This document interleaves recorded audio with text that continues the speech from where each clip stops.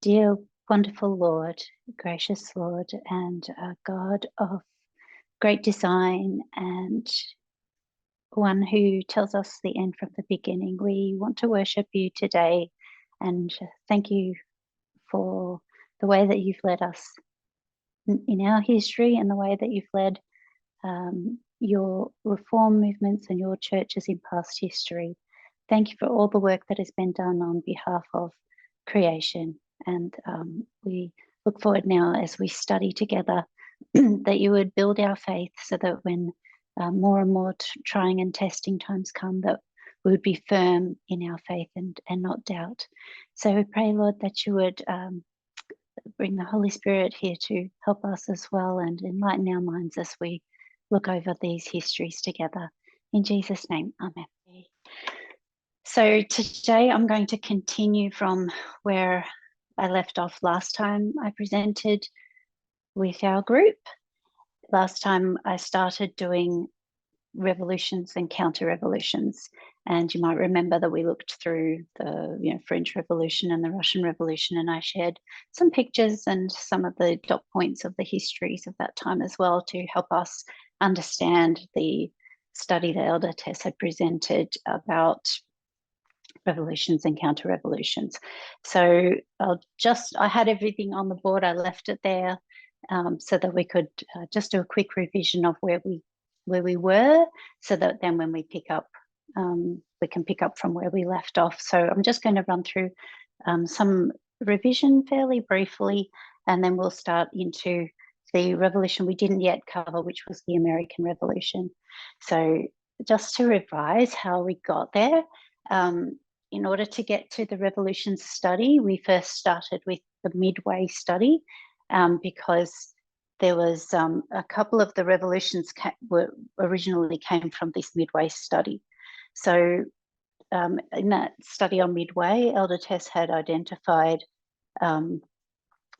some midway points, taking the prophetic numbers back from 2014, the prophetic number of 490, which is the 70 weeks, 220, which is a symbol of restoration, the 151 and the 126, which are both derived from the 2520, using those numbers and going back from 2014, discovered, I guess, that these took you to the middle of, a turning point in all of these histories. We had, well, that one's not done by date, but we identified that this is a midway point in the Millerite history. July 21, we lined up with 2014. April 19, we lined up with 2001. And October 22 being a shut door was October 22 in 2019. And that was midway, 93 days each side. For these other histories, you go back those prophetic years, you end up right at the turning point in the Reformation period there with the peasants and the aristocrats. And in the French Revolution, right here in the middle between the Reign of Terror and the White Terror, the Civil War history, this 1863 was a turning point at Gettysburg, and you have 2 years either side there. And 1888 history, it brings you back to 1888 with 4 years either side. So that's the Midway study very, very briefly, but there are 2 types of revolutions here, Civil War being a kind of revolution. And so these were identified as applying here, which makes this period a revolution. So moving on from there, what we've done here is I've put now that revolution over here, and we've put the French Revolution and the Civil War, those 2 we just looked at on the other board, and we've just lined that up over here. But now we've made some room for the counter-revolution. So I've extended that line out. And in that study on counter-revolution, Elder Tess back in 2018, perhaps earlier, but taught in 2018, identified that 2020 would be the beginning of a counter-revolution. So how did she come to that conclusion that 2020 would be the year of the beginning of the counter-revolution? The way that she got to that was through this process.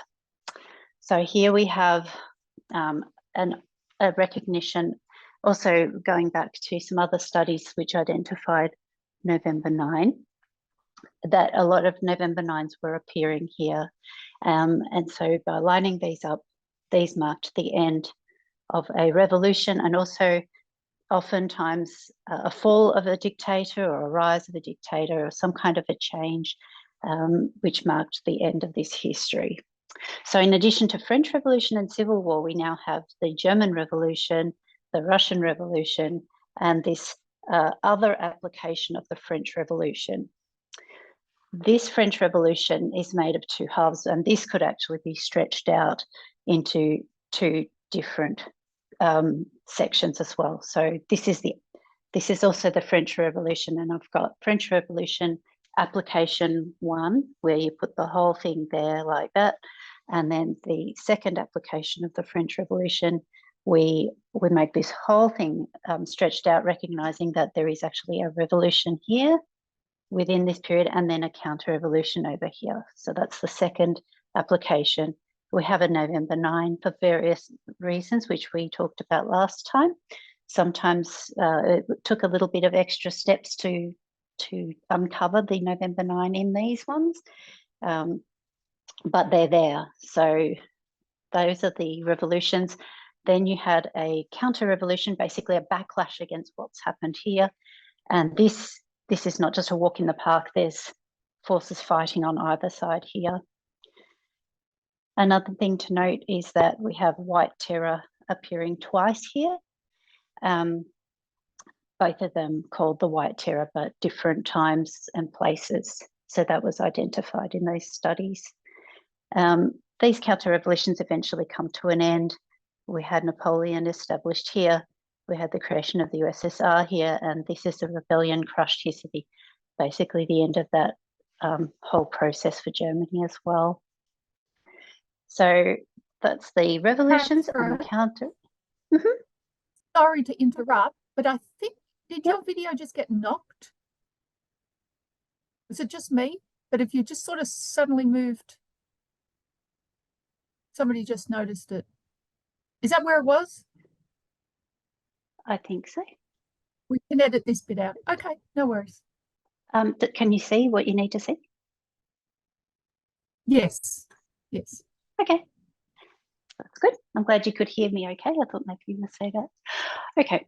So we've got revolutions here, and we've got counter-revolutions over here. So that's hopefully just a bit of revision of what we did last time.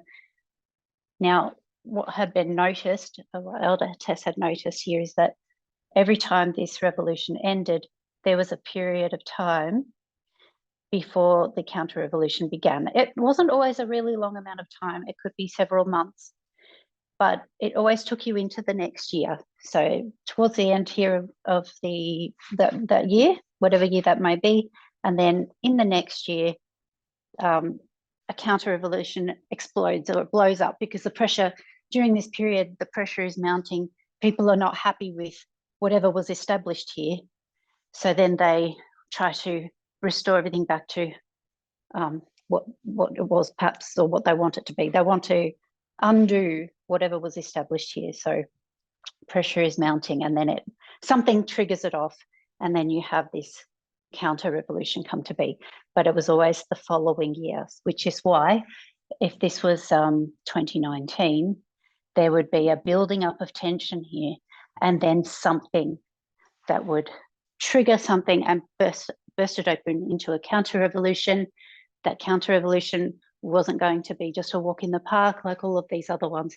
There was then going to be opposition to that counter-revolution, and then finally an ending of that. I think in all of these cases, that counter-revolution was put down. So we have all of these here. She had not applied a date to the end of this counter-revolution. I've left that blank. So that hopefully is clear. Did anybody have any questions before we move on? I know that was very fast, but that material is covered in the previous one, which you can look up if you need to. No questions? Okay. So I'm going to talk next about, actually, no, we'll go back to this one. We want to do this one because I didn't get time to do this one. And then we're going to obviously move on from there as well. So, okay, this one is a little bit different to these ones. What we start with is something that was also taught in one of the other presentations that Elder Tess did at Arkansas in 2018. When she had applied, you remember I just spoke about the 490, the 220, the 151 and the 126. There was also another prophetic number that she used. In fact, there was a few. So to understand, I just don't know, I might just jump off this little section here, just to illustrate the reasoning behind some of these prophetic numbers that she used.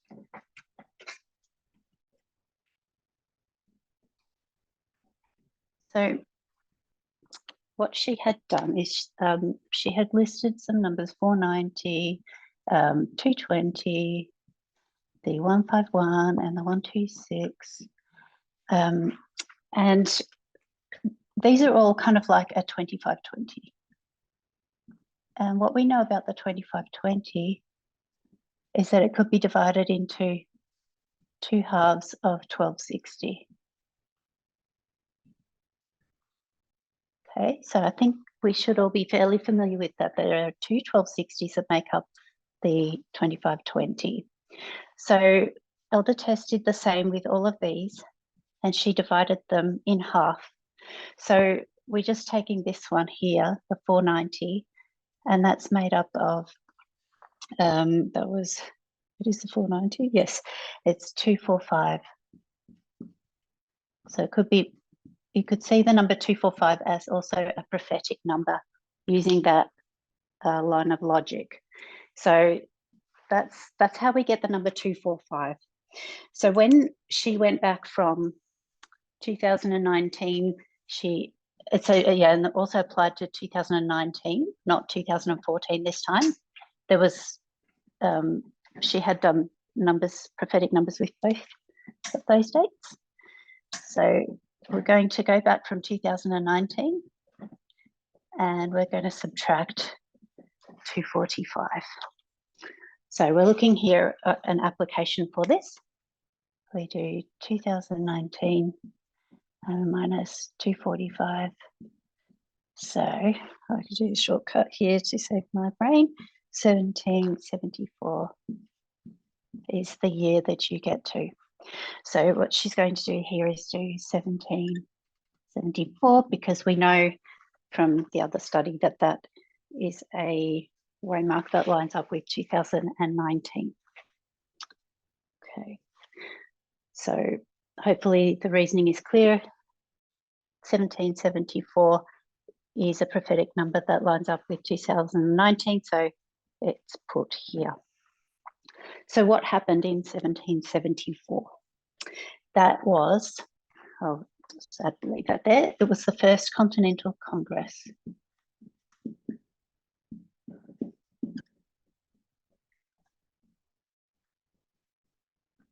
Okay, so I thought I would share with you a little bit of information about that so that we can understand the history and the context surrounding that. What, obviously, I guess if you're sort of following along with me, what are we going to expect to happen? So we're going to learn about the First Continental Congress, and then we're going to anticipate something. That something is going to be a triggering of some kind of counter-revolution, and it will likely start in 1775, just following the same pattern we've been using here.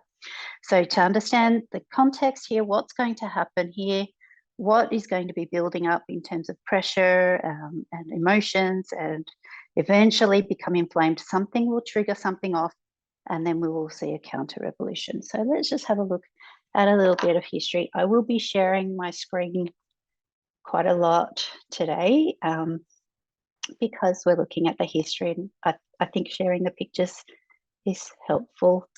So I'll be doing that a lot more today than usual. Okay, let's wait for that to come up. And I'll zoom in so that everyone can see.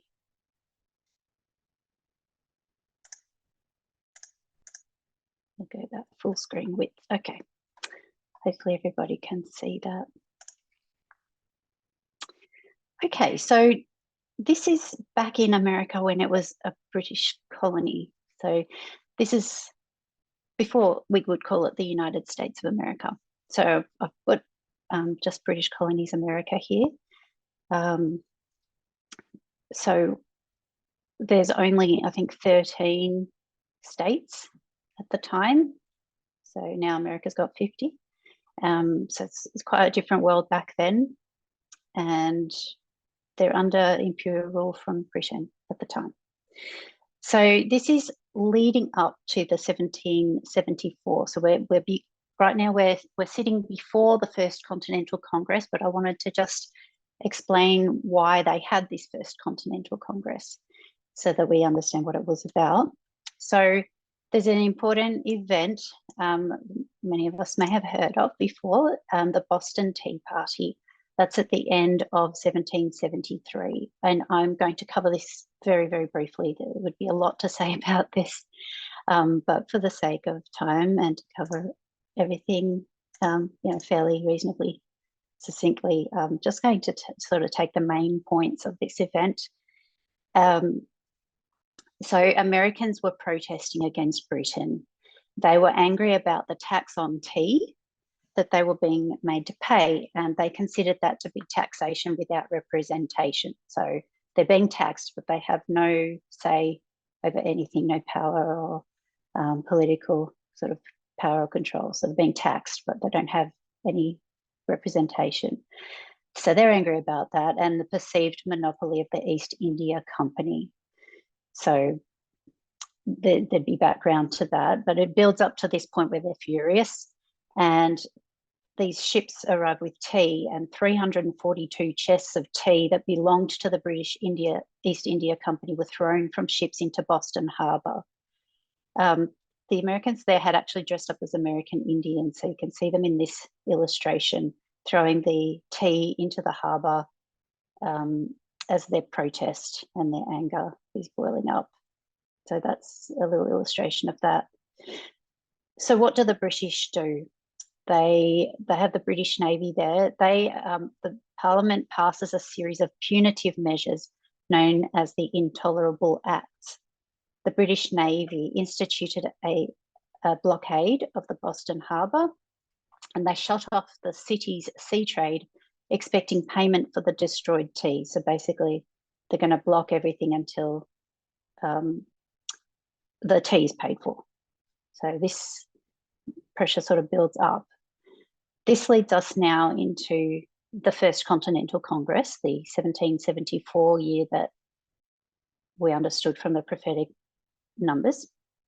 And so we're here, First Continental Congress. This is a painting that is on a building, I think, somewhere. The First Continental Congress, 1774, a meeting of the leaders here, representatives of the states. So the blockade of the harbour had the effect of uniting the colonies. Because it's one of the colonies getting kind of this blockade, but they all unite because they all think this is unjust, and they hoped to resolve the conflict without a war. So they want to talk this through, preferably. The First Continental Congress was held with delegates from 12 out of the 13 British colonies. Their declaration and resolves statement included a proposal for an embargo or a ban on British trade. So, and they had a petition to the King pleading for the redress of their grievances and a repeal of the Intolerable Act. So they asked the King, please repeal this, and they're also proposing to ban British trade. So it's like an economic battle, I guess. But the King rejected their petition, so their attempts to resolve this through these measures failed. And so that's setting us up for a very tense situation, a standing off period. So we've got 1774 here. I will write First Continental Congress there for us to remember.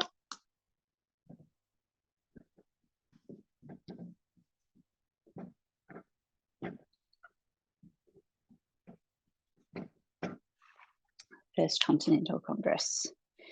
All right. So then we have a build-up of tension here and 1775. Okay, so what happens in 1775? Let's look at the American Revolution, because that's what's going to happen. Just share again.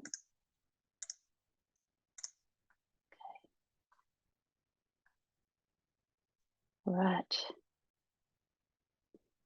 Okay, so what happens? The Congress ends in October, and there's a building up of tension until it boils over the following April, so a number of months. 1775, the shot heard around the world. It's a phrase that refers to the opening shot of the battles of Lexington and Concord. It happened on April 19, 1775, which is a date of interest to us, and it marks the beginning of the American Revolution. I'll scroll down so you can see a painting of that battle. These battles were the initial skirmishes between the British and the Americans, and the total losses were for the British 273, which again is a number of interest to us, and American losses of 95. The American Revolutionary War led to the creation of the United States, so this is a very key event because, yeah, it led to the creation of the United States. The shot heard around the world, that phrase itself, it originates from an 1837 poem called Concord Hymn, just in case you were curious where that phrase actually came from and how it became famous. So there's a picture there of that.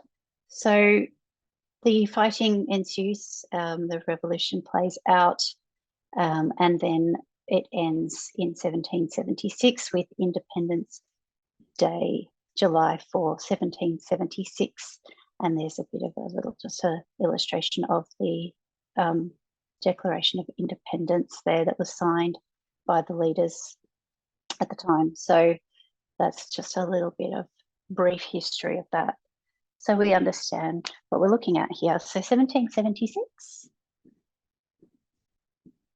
and I'll mark the Declaration of Independence.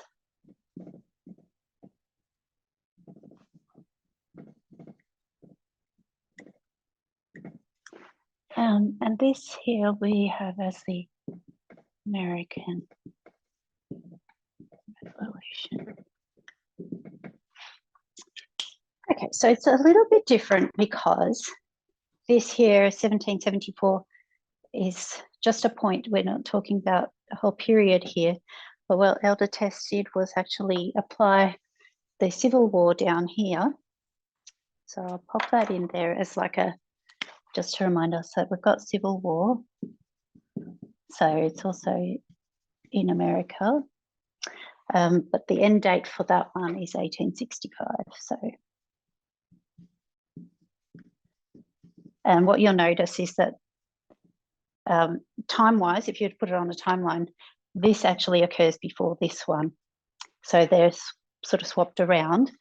And I think what was interesting was what Brendan did the other a couple of weeks ago was to sort of show that this is a chiasm. It makes a chiasm. So let me just draw that as well. Just, I thought it was quite interesting to see it that way. I hadn't done that before. So if we're going to draw it like a chiasm, we're going to do, we'll do blue. So we have, with chiasm, we have like a turning point here or a middle, like a mirror. And then we've got a history there and a history there. This one here is the Civil War. And then this is our, like basically the 2001 to 2019 period. And then the other one, we're going to do the American Revolution. And this is our 2022, whatever that ends in. So it's a chiasm. We're lining this one up with this one. That's there lining up here. And we're lining up the Civil War with that one. And that's how you get the chiasm. So hopefully that makes a bit of sense. And I think that's all I have to say about that. Are there any questions?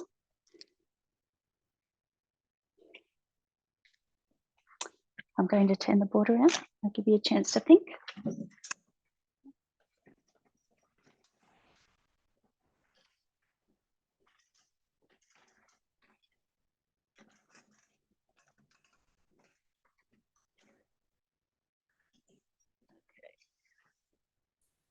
Katherine, you mentioned this 273 dice. Is this the American or the British?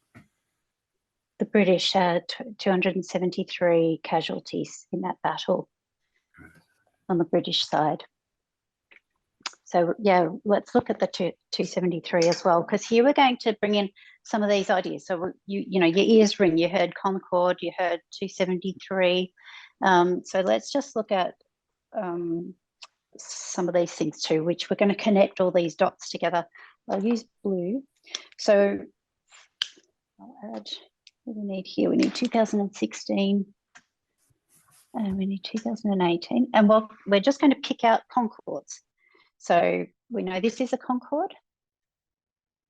This is a concord. We have Boston, Concord, Exeter. We have them around. We've got one here that we're going to look at. That's a concord. That's the death decree. That one there. We're going to look at this one here. 2020. That's a concord because it's the one that comes second. And then we're going to look at, I think it's this one here. Yeah. This one here is a concord as well. Okay, so we've got our Boston, Concord, Exeter, Boston, Concord, Exeter, Boston, Concord, Exeter, and this one here. So what's really interesting about these ones is some of the connections that can be made. So when we apply this, the Millerite history to this, we have July 21 here. This one is August 1. And this one here is August 15.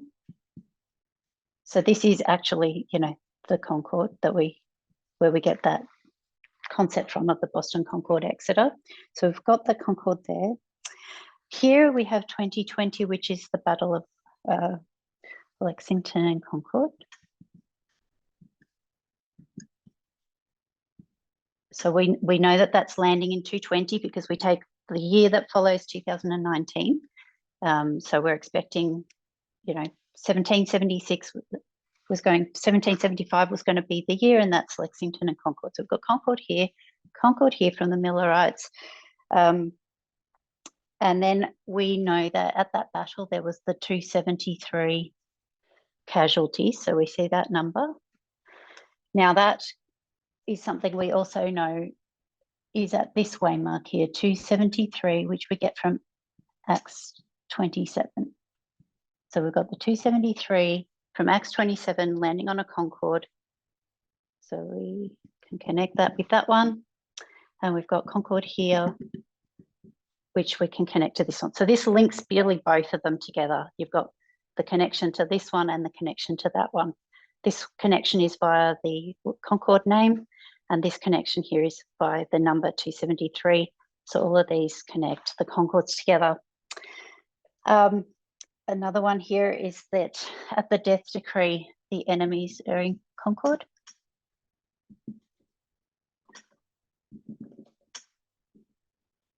Concord meaning, the meaning of the word agreement, or yeah, in agreement together, working together, in united together. So we can connect the death decree also. We bring that to 2020 because that's a Concord. Okay, so that's all I wanted to say about that, but I thought that that was very interesting to make those connections. So let's now look at application. So now we know what we're kind of expecting, to see in 2020. So we're going to actually revise what happened. It's a few years ago, and as I went over it, I was like, well, a lot happened in that period. they're kind of probably deliberately blanked out of my mind. But let's go back and look at how the period unfolded. Before we get to the counter-revolution, I'm going to go back to that civil war period, which we identified was 2001 to 2019, and that midway point, which we had, if you remember when I had that board up, it had midway at 2014, and then all down those histories, something happened in the middle of that revolution that was a turning point. It might be the Battle of Gettysburg, or between the peasants and the aristocrats, the Reign of Terror, and the White Terror. So there was different ways that it was turned around at that middle way mark. So 2014 is that turning point. And I want to start from there and just look at what did civil war look like, because I know we were expecting a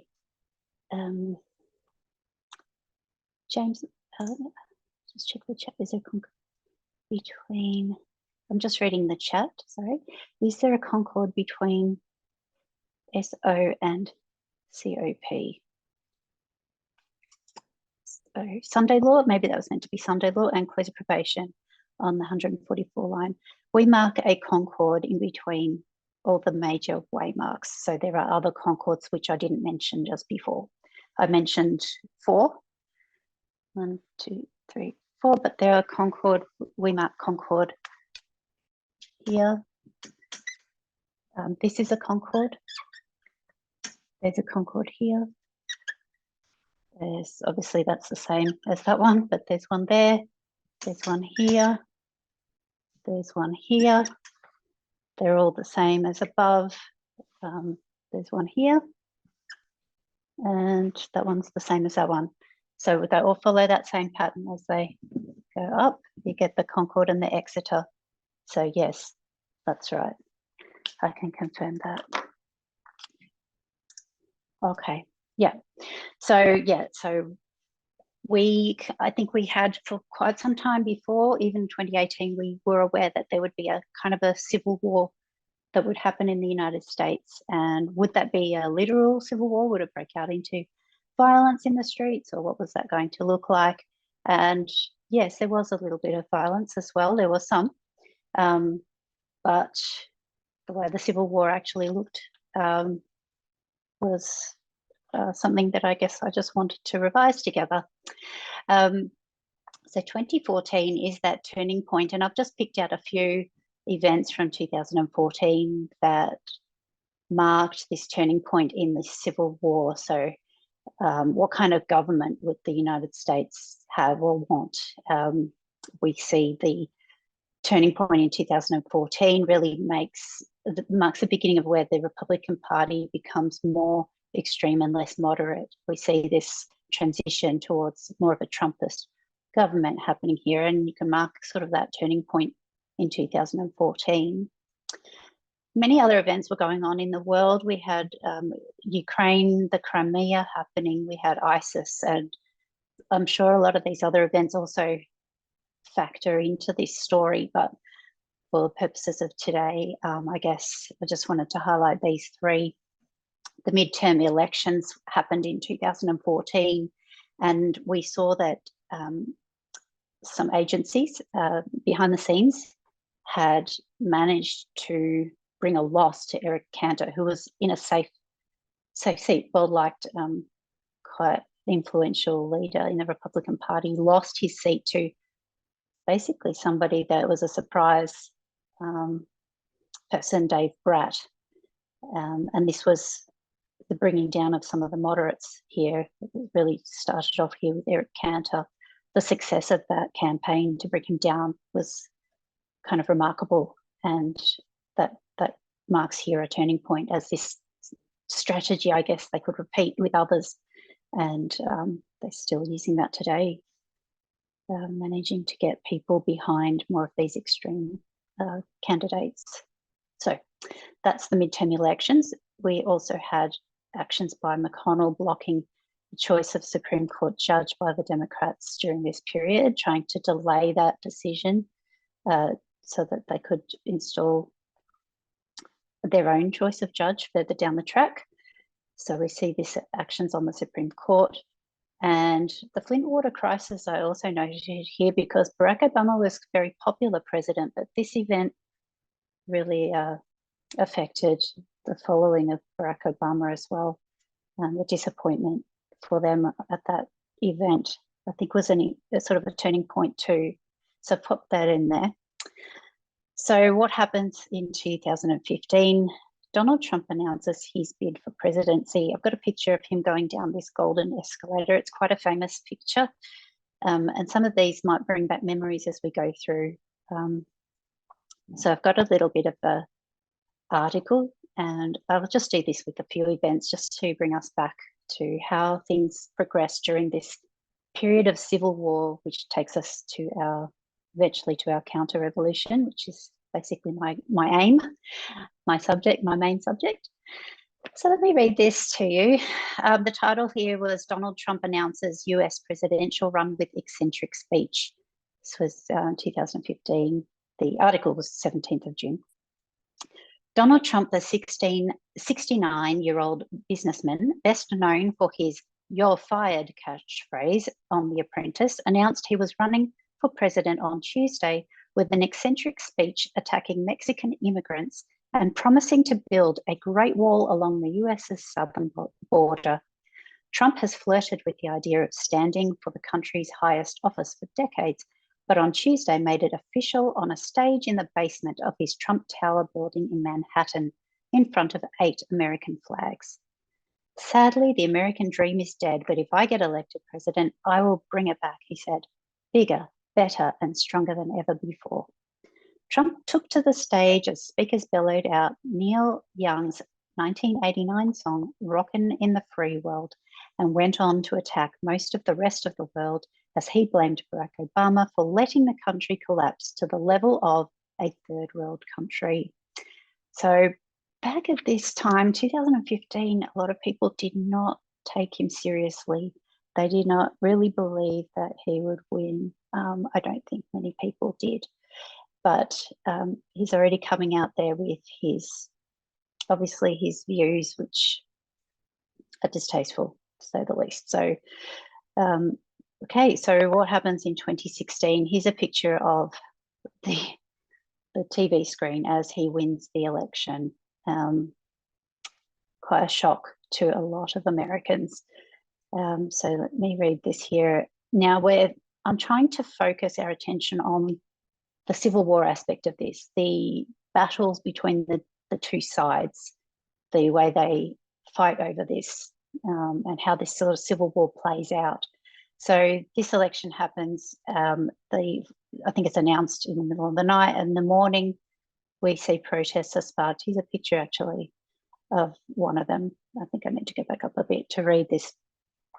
Angry protests sparked across the US by Trump's shock victory.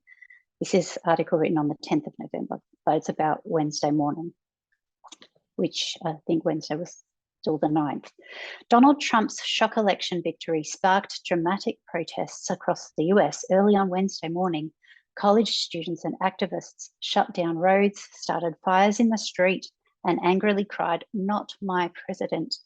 University campuses from California to New York saw demonstrations and marches shortly after Trump announced that Hillary Clinton had called him to concede.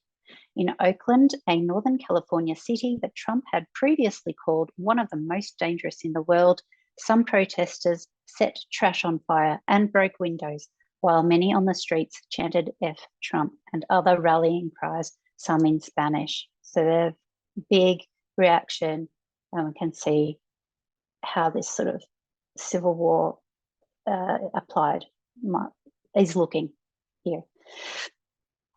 Okay, so let's now look at what happened 2017 to 2019, the Mueller investigation. I know we were all watching closely during this period, so this will definitely bring back memories for everybody. Obviously the Mueller investigation went its course, and its conclusion being inconclusive, and then going to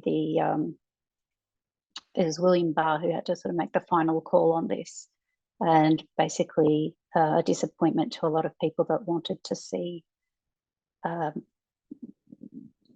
disempowering of Trump through this, but it didn't happen that way. I've looked up here, there's actually a section in Wikipedia called The Reactions to the Mueller Special Counsel Investigation, which gives a summary of when it's all done and dusted, how did people react? So I'm just scrolling up a little bit here. Okay, Trump characterized the Mueller investigation as a rigged Russia witch hunt. Prominent Trump supporter Sean Hannity described it as the biggest corruption scandal in American history. But the majority of American people and news media outlets had actually supported the investigation. Many existing media outlets provided real-time following of the investigation during it, and late-night show hosts were defending the investigation through their comedy routines. And so it's like a very strong polarizing effect on people. There's two different perspectives that are quite fighting, if you can see it that way, fighting with words. So that's that history of the Mueller investigation. Now, we had the Zelensky call in 2019 and the quid pro quo. I won't spend a lot of time talking about the whys and wherefores of all of that, but we probably remember that. This phone call and the whistleblower, that how that triggered then this process that people begin to start calling for the impeachment of Donald Trump. So we see here a reaction to this. People start calling for impeachment. And eventually, yes, in September 2019, there is the announcement of a formal impeachment inquiry. And again, just looking at the fighting of the two different sides playing out here, as we see Sean Hannity on Fox News, just as an example, there would be many of their perspective on this, the way they fight against this, the way they use terminology and spin on everything as well to describe this to the public. And then you have others like George Conway and so forth on the other stream of media with a different perspective on this impeachment process that was going to begin. And let me just check the chat. Okay, cool. I haven't missed anything there. So yes, that's, as that was announced, the reactions of people. November 7, I wanted to look, now we're getting close to that November 9. If you remember, we had November 9, 2019 marked as an important date. And we also were aware from some of the other lines that impeachment was actually a characteristic of that waymark as well. So as expected, there is this impeachment, which was predicted at least in 2018, if not before. Here we are right in the middle of this situation. November 7, 2019, what we see here is that leading Republican representatives are under pressure. What are they going to do? Are they going to, this could bring down Trump. They could do it. Or they could choose to back him. So they need to make like a moral judgment. What are they going to do here? They have the power to take him down if they want to. We see Adam Schiff here. He's a Democrat. He was the Speaker of the House. And this is Devin Nunes. He is on the Republican side. He would be the leader on their side. But because the, so I think I put the name here. He's got a title. He's called the ranking member, the Republican. So there's an article here. It's called Adam Schiff Stops Devin Nunes from Turning Impeachment Hearings into a Circus. This was an article published on the 7th of November, just a couple of days before November 9. And in that article, it's speaking about Adam Schiff, who's the House Intelligence Committee chairman, a Democrat. He sends a letter to Devin Nunes, the ranking member Republican, to stop the Republican Party from trying to derail the impeachment hearings. The letter was to put guardrails around the kind of witnesses that the minority could request for the impeachment hearings. I'll read this quote from that letter. The committee looks forward to receiving by November 9, within the resolution's stipulated deadline, the minority's written request for witnesses and is prepared to consult on proposed witnesses to evaluate their relevance to the inquiry's scope. So to understand this, what's happening is there's a lot of, you know, Trump's narrative and all these wild sort of conspiracy stories or things that they throw basically they're throwing mud on this impeachment process, and they're going to have an investigation. And what Adam Schiff is saying, can we please do this professionally and like keep everything relevant to the issue? We don't want to have all these other wild things that you're just throwing in here simply to throw mud on it and to derail the process. Let's do this professionally, and please put forward a reasonable list of witnesses. We're going to check that they are reasonable. So here I've written down what ranking member means for Devon here. Most senior member of a congressional or state legislative committee from the minority party. So this is, I guess, for this House Intelligence Committee. Just to understand who Nunes is. So that's November 7. The full text of that letter is available, but that was just a key statement that I pulled out of that. Now we have November 9, 2019. This is a Saturday. We might all remember we were actually at our camp leaving because of the fires that day. This happened the same day. Leading Republican representatives, they choose Trump's narrative here, where they had an opportunity to not do that. House Republicans released their impeachment inquiry witness wish list. That's the name of the article, which is in Vox. That's published on the 9th of November. I can share these links to people if they would like to check afterwards. You can Google them as well. So here's a quote from that article. Saturday, the ranking Republican on the House Intelligence Committee, Representative Devon Nunes, sent a letter to Schiff that both requested a number of witnesses to be called and complaining that House Democrats' sham impeachment process unfairly inhibits Republicans from fully participating in the hearings due to the rules around such requests. So they're saying, you're tying our hands, it's not fair, and this is all a sham. This kind of language is very Trumpy. House Republicans requested that several people, including Hunter Biden and the anonymous whistleblower, testify before select committees as a part of the impeachment inquiry into President Donald Trump's dealings with Ukraine. So they're actually asking for this anonymous whistleblower to be revealed, and they're going after Hunter Biden as well, which was the subject of that phone call as well. So you see here that they are choosing which side they're going to stand or who they're going to stand behind and with. The picture, the actual letter, the November 9 letter, is available on Wikipedia as well. You can see the full letter if you were interested in that. That's just a small screen capture of it. So that's one thing that happened on November 9. I don't know what else may have happened on that day, but that's something that happened that day that I think is fairly relevant, because this marks the end of a process. You remember 2014 marks the beginning of the overthrow of the Republican Party. And by November 9, we really see they have been overthrown. They are on board with Trump now by this stage, whereas in 2014, it's unlikely that that would have been the case. So this process has played out and done its thing. Okay, I'll pause there in case anybody, because I'm just doing a lot of reading. Did anybody want to say anything or ask anything?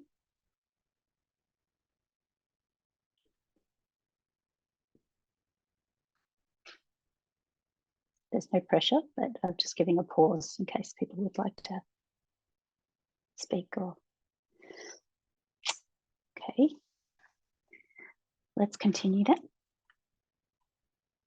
I'll just go back to sharing and we'll see what happens next. So now we're looking at this period of preparation between November 9, 2019, which is marking the end of that civil war or first revolution, and then 2020, when we know the counter-revolution is going to begin. What happens during this period of time?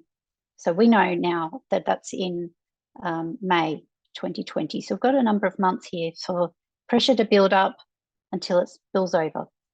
We see a building up of tension in this period. This was predicted using our line upon line methodology, and this is how it did actually play out. The counter-revolution was expected to break out in 2020. We just didn't know exactly what month, but we were expecting that. So then we're looking at from December. So we're after November now, we're in December and January. This is when the House of Representatives actually vote to impeach. So they need to take a vote in order to impeach him. So there's a vote happening here. And I've circled the Republican votes here just to show that virtually everybody, we've got 2 that didn't vote, but virtually all the Republicans voted against impeachment. This is the House. So there's a lot of people in the House of Representatives. And either perhaps these 2 didn't vote. I don't know the reason. Sometimes people don't vote so that because they're too scared to say yes, or maybe they weren't there. I don't know. But we have 195 and 195 on the 2 different articles. So Trump's being accused of abuse of power and obstruction of Congress. These 2 different crimes, if you like to put it that way, that he's being accused of. They say no, he hasn't, and no, he hasn't. So that's how we see the Republican Party at large. The letter I just showed you before is more about the key figures, the leaders of that. And then now we see the rest of the parties also following suit here. Eventually, because there are more Democrats here and some independents, or 1 independent as well, but the numbers just mean that even though all the Republicans voted against it, it still went ahead. So we see here Nancy Pelosi with her document that I can't remember what it was called, certified, or they've got a special word for that, and all the headlines, he's impeached. We see all of that. So we'll probably remember that time as well, how that was quite dramatic. Now we're in January to February. This is when the trial, and it brings about an acquittal. So he's acquitted, so he's found not guilty. And so here's just a picture of one of the screenshots. It was live streamed, I think.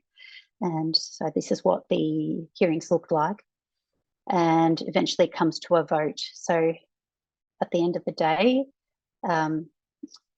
we had a vote. I'm pretty sure that this happened in the Senate. If I'm wrong on that, please let me know. I'm pretty sure that the House is the one that brings this articles of impeachment to the table, and then it goes to the Senate for the investigation and the vote. I might be wrong on that though, but anyway, this is how they voted. We have 1 Republican voted guilty here, and we had, for the other crime, none of the Republicans voted. Again, we see that just 52 and 53 voting not guilty. So overall, because of the numbers, you have everyone who's independent or Democrat voting for guilty, and you have virtually every Republican voting not guilty. So it's really a numbers game of how many people are in each party that brings you the result, because they voted along party lines, as they say. So interestingly, here you may have noticed my note, it's Mitt Romney who is this one person here that voted guilty for this one, in case you were curious. So he's happy. And here, this is, we see him feeling emboldened and also angry about this injustice that he's put through this, and all this witch hunt and all of these things. He feels vindicated here. So we see him coming out of this feeling like, I guess, some sort of a martyr / victim / champion. Wikipedia has a section on the aftermath. So if you go to the first impeachment of Donald Trump, they have a section on the aftermath, and I've just copied some of the things out of there that were interesting. But in fact, this is mainly their main points. They just go into a bit more detail. 2 days after the Senate acquitted him in the impeachment trial, Trump fired 2 witnesses who testified in the impeachment inquiry about his conduct. On February the 7th, Gordon Sondland's ambassadorship was terminated, and Lieutenant Colonel Alexander Vindman was escorted from the White House after a dismissal from his job on the National Security Council, because these people were speaking up, and so they're being now punished. At the same time, Vindman's twin brother, Yevgeny, likewise an Army Lieutenant Colonel in the National Security Council, was also dismissed. And in April 2020, Trump fired Michael K. Atkinson, the Inspector General of the Intelligence Community. This is all in this period of building up of tension. So we're just keeping in mind that we're building up towards a counter-revolution. This is what Trump is doing here. It's obviously making people worried and upset about just Trump, his dictatorial tendencies and all of that. Now, this is an interesting picture. You might be curious why this picture is here. It's because I wanted to look at the reaction of people on the other side. So we see what Trump is doing in his reaction to this acquittal. What are other people feeling? And I picked out one about the coloured community, the Black community here, because we see that we're going to see George Floyd in a little bit. How are they feeling after this acquittal? Just as an example, there was an article here on CNN that says there's a painful Black History Month lesson in Trump's acquittal. So this is 6th of February, 2020. And I'll just read a little bit from here what they're doing. They're doing a compare and contrast with another case that had happened earlier in history and the injustice that they've just witnessed, I suppose. Let me read it.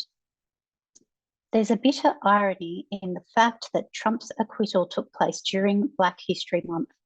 For people like Nash, that's Diane Nash, a civil rights leader, the impeachment trial offered one of the best history lessons America could ever want. If you are furious or dejected because you think Trump's trial was a farce, here's a quick reply from some Black people. Welcome to our world. The lopsided result didn't surprise some Black commentators.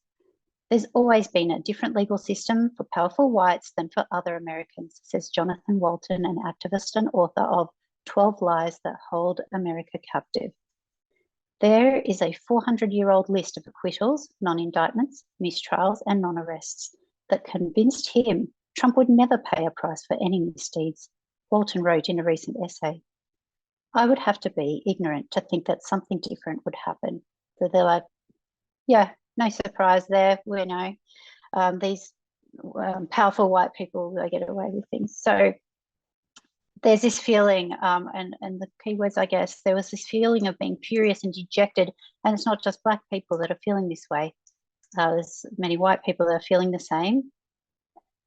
So it's just like a testimony or a witness that this is the way people are feeling. This is the reaction and this tension that people are feeling, as obviously Trump is going to remain in power and continue to do what he's doing, and perhaps worse. Let me just stop sharing for a minute here. So that picture there was the mother of Emmett Till, and that is a famous case of what's called jury nullification. It occurred in 1955, where two white men in Mississippi who were accused of murdering Emmett Till, a Black teenager who had allegedly whistled at a white woman. And I think we have seen this in some studies we've done along the way. Witnesses testified that they saw the men with Till and heard them beat him in a barn as he cried out, "Mama, Lord, have mercy." But an all-white jury acquitted the men of deliberating for barely an hour. That article proceeds to make comparisons between that case about Emmett Till and what's just gone on, and comparing and contrasting, I suppose. So they were making the point that, you know, it's an injustice and reflecting the way that they feel in many ways. So that is Trump's impeachment. That is, I'll bring up the other board now. What we've just looked at there, which I just covered with you, was 2014. And we just looked at this period here as just some revision. And then we've looked at here this period of preparation, that building up that brings us to 2020. All right. So I think I can keep going. So counter-revolution. Let's have a look at some more.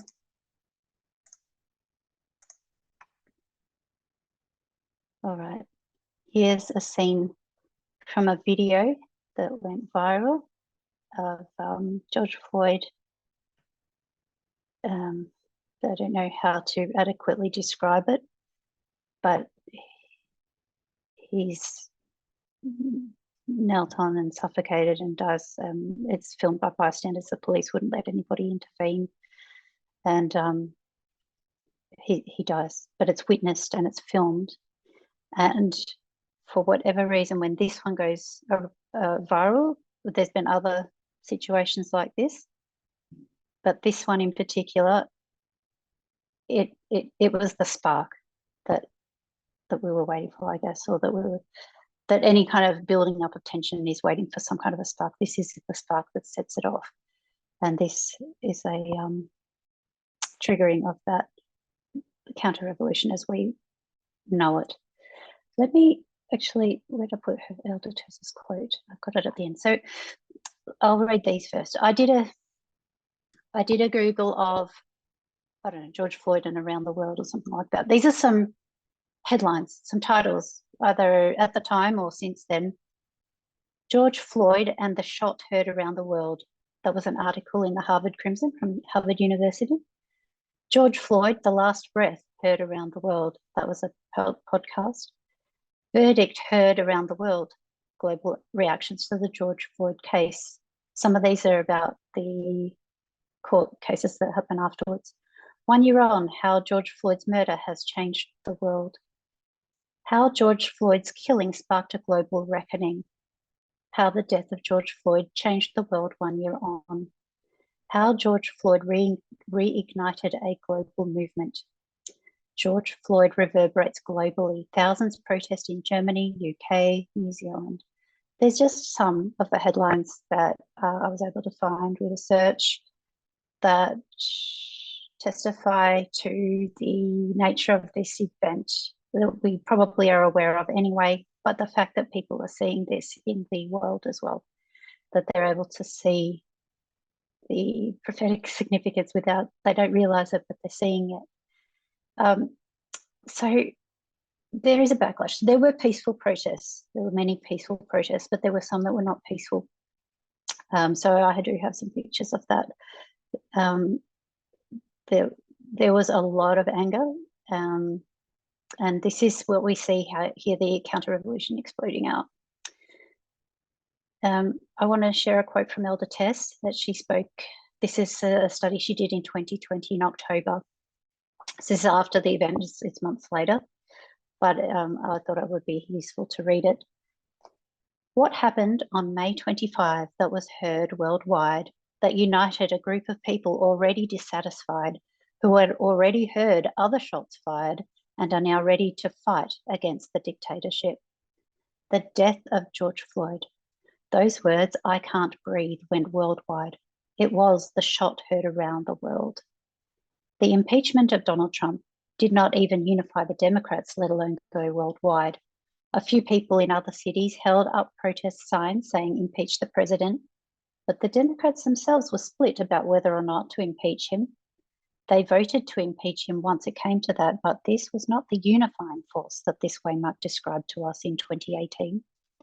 What was described to us in 2018 was that something would happen that would unify a group of people into a movement to fight against Donald Trump. After all the things that had been said and done over the last 3.5 years of his presidency, this was the event that unified people worldwide against him. I want to suggest that concord externally, concord meaning to unite, is May 25. So there we see a fulfillment of prophecy, very clearly identified internally and externally. So I'll flip my page, gone too far. Okay, so let me just mark up on the board. Did anybody have anything they want to say or ask? Feel free to do so. Katherine, you know when you say fulfillment of prophecy, which prophecy? Prophecy, I'm saying it using line upon line, and I'm going to call what Elder Tess said in 2018 a prophecy, because it was a prediction that in 2020 there would be an event that would be like Lexington and Concord, which was the shot heard around the world. We knew that it would have that characteristics, and we knew what year. And this is in 2018. It's a long time before to be making, that kind of prediction. You couldn't see it then.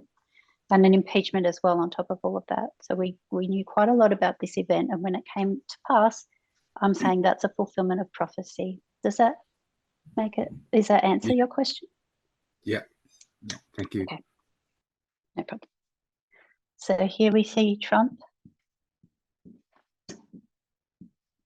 We knew that there would be a death of a dictator here and a rise of a dictator. We see a change of character. We'll mark that there.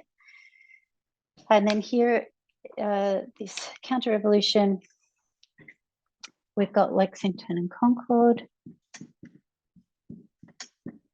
and the shot heard around the world here. This is our main trigger point here, this waymark here. Actually, I'll also bring in a comment here too. You remember that we had two witnesses. This was going to be a white terror. And there was a study that Elder Tess did. It wasn't the Arkansas one. I think it was maybe one that followed shortly after, where she mentioned that she noticed that there was white terror twice, and she thought perhaps that could be suggestive of a racial issue that might have something to do with Black people or the race issue here. But so she even there, she would probably already had in her mind that it would have something to do with race rather than gender or some other issue. So you put here racial.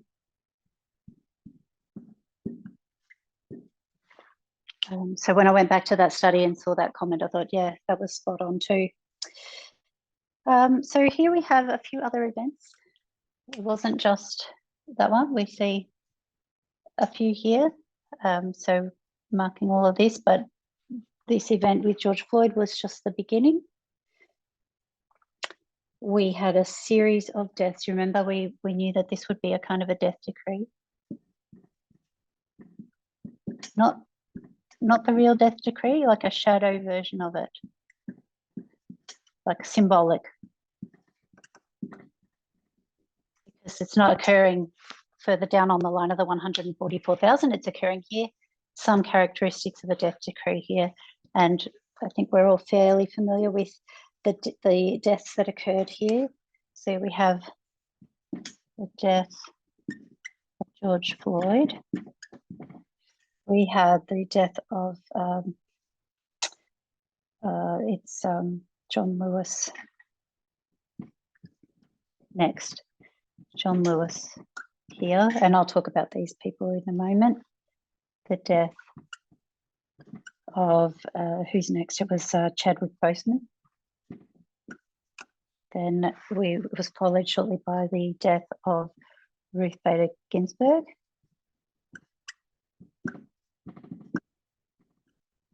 And the last one is the death of Helen Reddy. So this is revision. I think most of us know who these people are, but I will mention a few things. I can put their dates as well. So that's May 25th. This was in July 17. This one, August 28. So just in quick succession here. September 18 and September 29. Okay, well, George Floyd we just spoke about, not a famous person until that point, but coloured. Now the rest of these are all famous people, celebrities or well-known figures. So we have represented here the common person and then high-profile figures there to gain the attention of the world on these issues as well. So we have that, and we also have a mixture of men and women, and we have, let me just put there some of the keywords we have. That John Lewis was known for being the conscience of Congress. So here we have reproof. Now I think reproof and dissent comes from the concept that at the death decree, the intention is to be rid of reproof and dissent. So reproof here, and Ruth Bader Ginsburg was famous for her dissents. Her dissents when there was a court case, and she would say, I dissent, and this is why, and she would write lengthy explanations on why whatever was decided was unjust. So those are dissents. We see reproof and dissent represented here by those two persons. Then we see a mixture of, this is government. This one here is media, government, and media. So you see that there representing there's two from government and two from media, and all high profile people that are famous enough for it to be very noticeable to the culture at large. But these key figures are dying. And then we also have two here that represent race. So here we have race here, and gender, The issues about equality being represented here, not just by race, but by gender as well. Now, the next point. This here date is basically this one here that I've just sort of expanded this out to there. Just so that we could see some of those events. But I want us to see that this is the beginning of this period here. When we get to September 29, it's not the only thing that happened on September 29. When Helen Reddy died, there was another event that happened, and that was the first presidential debate.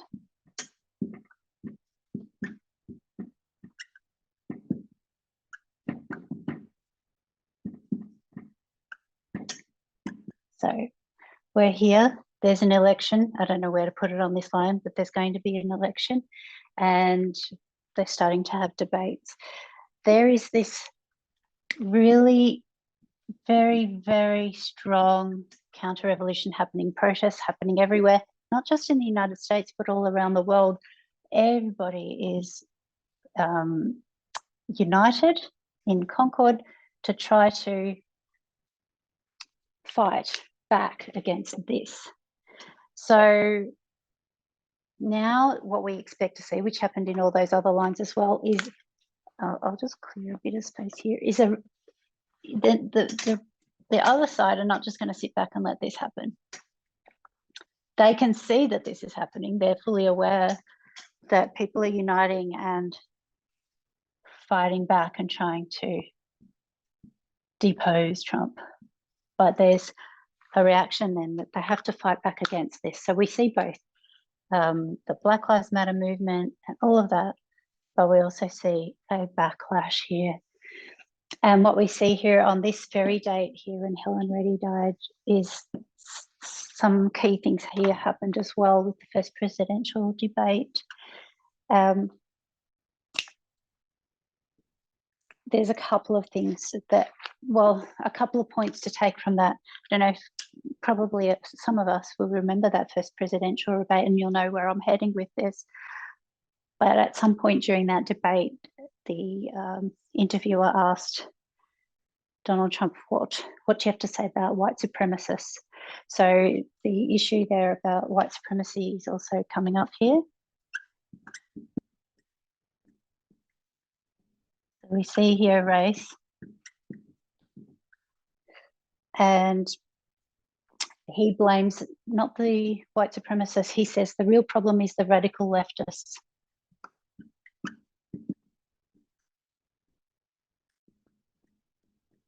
So with these fights, what we do see some real violence. We do see some fighting on the streets. We do see some of that, but we also see a war of narratives or a war of words. It's all this kind of slandering and slanting. This sort of is, maybe we call it info war here, as well as some skirmishes and battles on the streets as well. But this here, if you're looking at a war of words, he's going to say, he's going to spin it around, says, not the problem isn't the white supremacists, it's the radical leftists that are the real terrorists here. And then he'll paint them as rioting wildly and destroying property and all of that too. And that would be his way of fighting back. And then we also have that comment, which I think most of us are aware about, the Proud Boys. And when he says, stand back and stand by. I don't know who they are, stand back and stand by, something like that, which becomes, that whole thing. Everybody's aware that what he said was quite outrageous, because it sounds like an invitation, not that he's asking them to stand down. Stand by is be ready, stand back and stand by. And it wasn't just the enemies of Trump that noticed this. The Proud Boys also noticed this, and that was good advertising for them. And I'll show you a picture shortly too of one of them had printed it on their tops. So now here at Proud Boys, we know it's not just about race, really, it's gender here. You can only join if you're male. They will try to teach you and help you to be as male as you can be.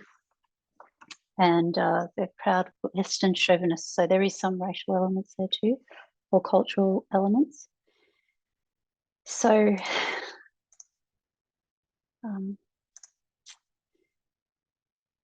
okay, so this is the counter-protesters that's happening here. We also see Carl Rittenhouse. That was a famous or well-known event that happened, where this is a response to the counter-revolution. Someone like Carl Rittenhouse arms up as well, and he's going to fight against this counter-revolution to protect people's property, business owners. You know, he feels like he's doing something noble, but he ends up killing some people, and he becomes a symbol of something awful to the one side and a real martyr and hero for the other side. And he's celebrated in certain circles for what he did and how they saw him. They thought he was being persecuted unfairly. But there we are. That's back happening here in this counter-revolution. Here's a screen capture of the stand back and stand by from that first presidential debate. And here is a Proud Boy top that they were able to utilize for their recruiting, and emboldened them. And this is all building up in that period as we're heading towards January 6th, then 2021, and becomes more and more violent. Well, I don't know if you can say more and more violent, but certainly more shocking to see on the news as we see these events happening here at the Capitol, which people just could not have envisaged. They just probably can't believe what they're seeing. I found it hard to believe what I was seeing as this was happening. So that brings us to January 6, 2021. A little bit of revision of the history of the counter-revolution and the backlash against that. Just want Katherine, to make one more comment before I finish. Who's that? Sorry. Hey, I'm nearly finished, but if you want That's to okay. speak now, or you can No, I'll wait. I don't mind. Sorry, you go. Sure. Yeah, no, totally fine. So all I was going to say was, my final point was that this period here also, it marks, I don't know how to write it in here, but this period here, it marks another internal bookmarked history, if you like to call it that. The Apis Bull study is happening in this period here, where we really learn. It's a very foundational message for us as we progressed from the Boston Waymark through this increase of knowledge on the Apis Bull in order to arrive at our Exeter, which was our study on in that dispensation, it was the study on LGBTQ marriage equality. APIS Bull was our increase of knowledge that led to that, which is also this waymark. So I was just going to bring in that element here, which I wasn't going to discuss at length, but it does line up with this time period as well. So perhaps I will close in prayer and then we'll open up for questions and comments. So if you'll kneel with me, we'll pray.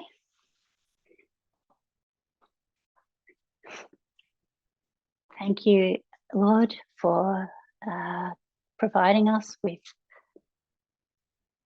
so much rich information and true and accurate information.